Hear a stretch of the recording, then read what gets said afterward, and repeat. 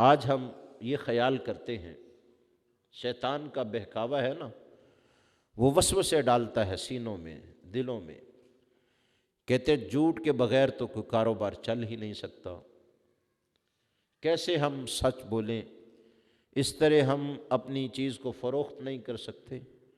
یہ سب شیطان کا بہکاوا ہے۔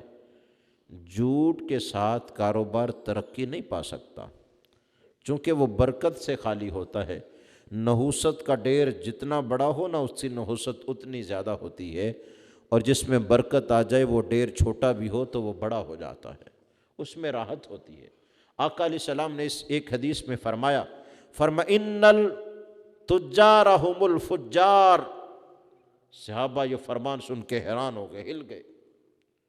فرمایا صحابہ تاجر فاجر ہوتے ہیں، بے شک تاجر فاجر ہوتے ہیں، بزنس مین کاروباری تاجر گناہ گار ہوتا ہے۔ صحابہ پریشان ہو گئے، اتنے پریشان، پوچھا یا نبی اللہ ایحل اللہ البیع، اے اللہ کے نبی کیا اللہ نے کاروبار حلال نہیں کیا؟ سوال کر دیا۔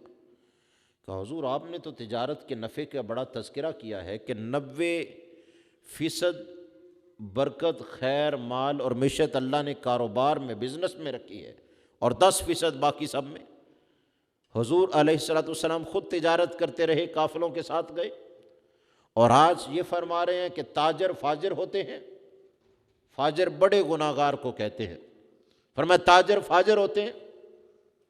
صحابہ پریشانی میں پوچھتے ہیں حضور اللہ نے کاروبار کو حلال نہیں کیا ہوا؟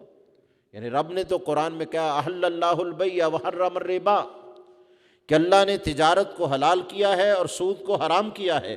حضور تجارت تو اللہ نے حلال کی ہے۔ آقا علیہ السلام نے فرمایا ہاں۔ پھر فرمایا وہ تاجر فاجر ہوتے ہیں یقولون یکذبون، کہ جب بات کہیں تو جھوٹ بولیں، فرمایا وہ تاجر فاجر ہوتا ہے۔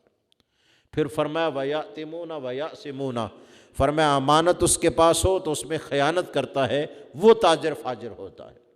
دوسری حدیث میں آقا علیہ السلام نے اس کی اور وضاحت فرمائی، فرمایا ان التجار یبعثون یوم القیامت فجارا، فرمایا قیامت کے دن جب حساب ہوگا نا، تاجروں کو فاجروں کی لائنوں میں کھڑا کیا جائے گا، بلایا جائے گا، اٹھایا جائے گا۔ صحابہ پریشان، حضور تجارت کی ایسی کہ صورت؟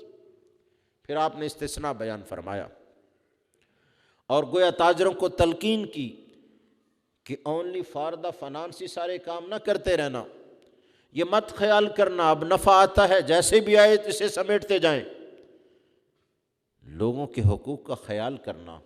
تو آقا علیہ السلام نے استثناء بیان فرمایا الا من اتقى وبر وصدق او کما قال، آقا علیہ السلام نے فرمایا تاجر قیامت کے دن فاجر اٹھائے جائیں گے، مگر 3 قسم کے تاجر ایسے ہوں گے جو قیامت کے دن فاجر نہیں، اللہ کے پسندیدہ اور مقرب بنا کے اٹھائے جائیں گے۔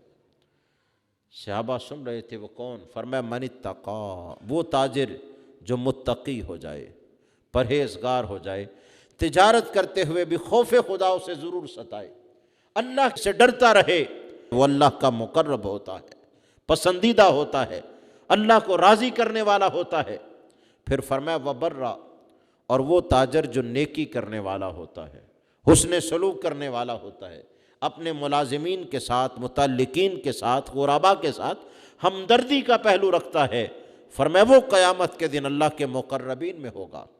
پھر تیسری بات آقا علیہ السلام نے فرمایا وصدق، فرمایا وہ تجارت جو سچ بول کے تجارت کرتا ہے، وہ تاجر اللہ کے ہاں پسندیدہ ہوتا ہے، وہ قیامت کے دن اللہ کا قرب پائے گا، وہ جنت کا داخلہ پائے گا، اس کی تجارت اللہ کے ہاں اسے کامیابی دلائے گی، اور وہ اس کا صدق جو ہے وہ اسے جنت کی طرف لے جائے گا۔